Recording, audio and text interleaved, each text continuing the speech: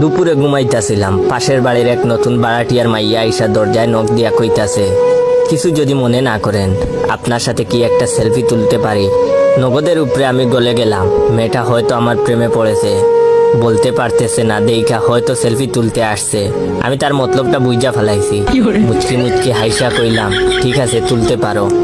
আর মনে মনে ভাবলাম যদি একটু ক্রিম মাখতে পারতাম তাইলে তো পুরাই হিরো লাগতো। চশমাটাও খুঁজা পাই নাই। তারপরেও মেয়েটার সাথে সেলফি তুললাম। মেয়েটা সেলফি তুলে নিয়ে চলে গেল।